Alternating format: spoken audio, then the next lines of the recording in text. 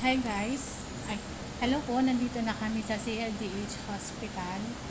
Ayan. Kaso sarado pa po yung billing nila. Ayan, dito kami sa billing. Inaantay namin magbukas para asikasuhin ko yung aking PhilHealth.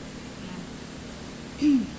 Sana madami yung yung maliles sa aking PhilHealth. Pero ang sabi naman ng nung kahapon na nurse, nasa mga 5,500 daw yung maliles sa PhilHealth. Po kasi ako, mag-undergo ako ng colonoscopy. At sinamahan po ako ng aking boyfriend na mabait. O, diba? Sobrang aga po namin, mga alas 8 pa lang yung aming schedule. 6:30 nandito na po kami. Paano sabi sa akin alas 7?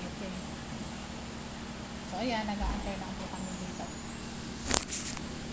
Update ko na lang po kayo mamaya. Bye! Ayan, salamat po sa Diyos. Nandito na kami sa hospital at ngayon ay schedule ng aking colonoscopy. Isama niyo po ako sa prayer nyo na sana maging okay ano man ang result. Bahala na po ang Diyos.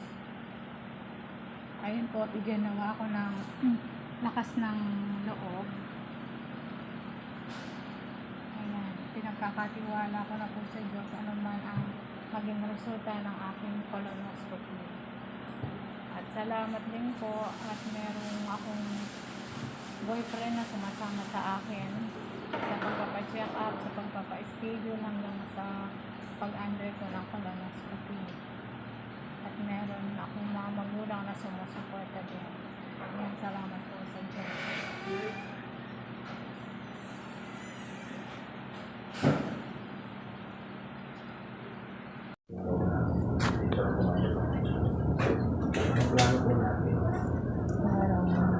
Tapos na po akong mga colonoscopy. Nandito ko sa operating room.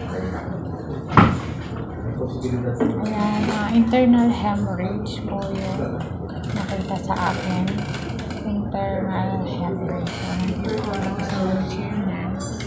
Sa wheelchair, bababa. Nag-aantay na lang po ako ng